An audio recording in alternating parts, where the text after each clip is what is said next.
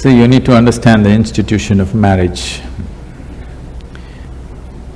It's about bringing a certain sanctity to the simple basic needs that every human being has.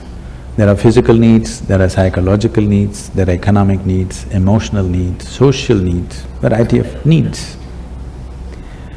To fulfill all these things, we set up an institution called marriage where all this can be conducted in a sensible manner.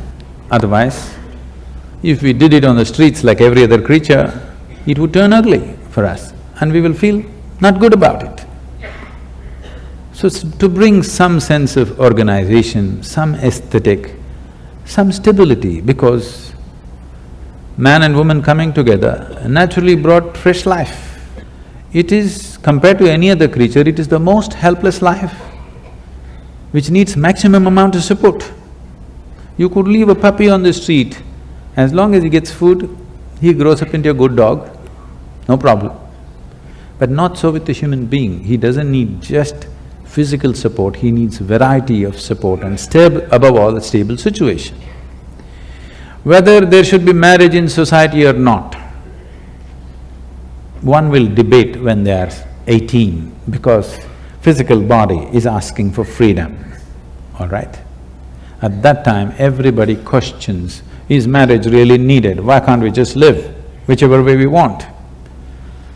But when you're 3 years of age, you valued marriage immensely, a stable marriage immensely. Again, when you become 45, 50, you're 100% for marriage. Between 18 and 35, you're questioning the whole process, okay?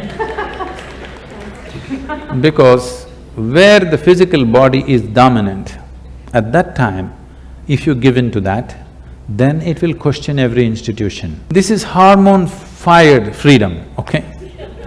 Your intelligence has been hijacked by hormones, so you question the fundamentals of everything.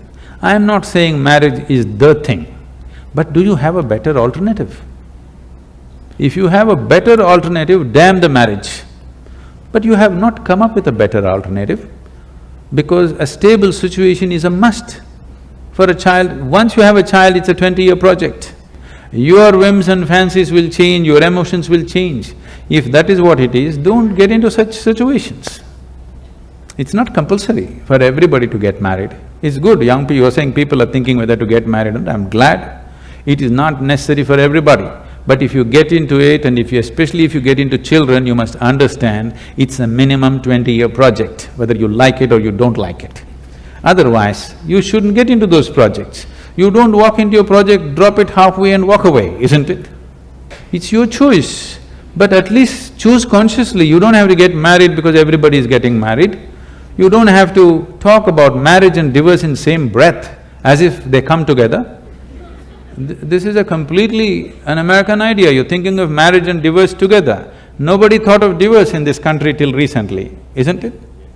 So, if it happens, if something happens, something truly went wrong between two people and they have to separate, that will anyway inevitably happen. You don't have to plan it at the time of wedding.